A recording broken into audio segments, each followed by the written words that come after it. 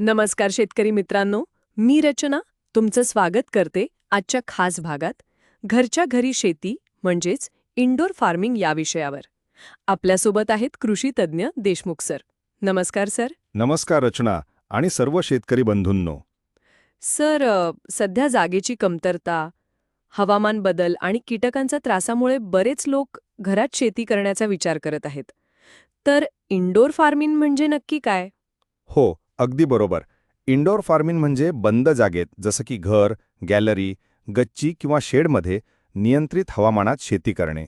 यात आपण दिव्याचा प्रकाशाचा, तापमानाचा, पाण्याचा आणि पोषक तत्वांचा नीट विचार करून पीक उगम घडवतो. खूपच रंजक आहे. मग यामध्ये कोणती पिकं घेता येतात? आपण पालक, मेथी, कोथिंबीर, तुळस, टोमॅटो, स्ट्रॉबेरी, कोबी, लसूण अशा अनेक भाजीपाला व औषधी वनस्पती घेतल्या जातात.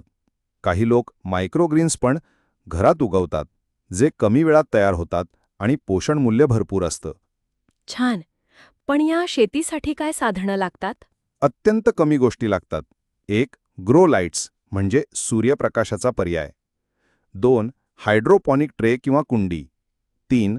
पाणी साठवण आणि निचरा यंत्रणा. 4. योग्य पोषण मिश्रण म्हणजे न्यूट्रिएंट सोल्युशन. जर तुम्हाला साध्या पद्धतीने सुरुवात करायची असेल तर फक्त कुंडी, माती आणि बी-बियाणं पुरेसं आहे. वा, शेवटी याचा शेतकऱ्यांना काय उपयोग होतो? खूप फायदे आहेत. हवामानाचा काहीही परिणाम होत नाही, कमी पाणी लागते, कीटकनाशकांची गरज नाही, घर बसल्या ताजं अन्न मिळतं. शेतकऱ्यांनी आपलं उत्पादन शहरात विकून थेट ग्राहकांपर्यंत पोचवता येतं. खूप माहितीपूर्ण चर्चा झाली आज. देशमुख सर, आपल्याला मनपूर्वक धन्यवाद. शेतकरी मित्रांनो, इंडोर फार्मिंग म्हणजे शेतीला एक नवीन दिशा आहे. अजून माहिती हवी असल्यास आमच्या पुढील भागात नक्की भेटा. तोपर्यंत घरातही शेती करा आणि आरोग्यदायी अन्न उगवा.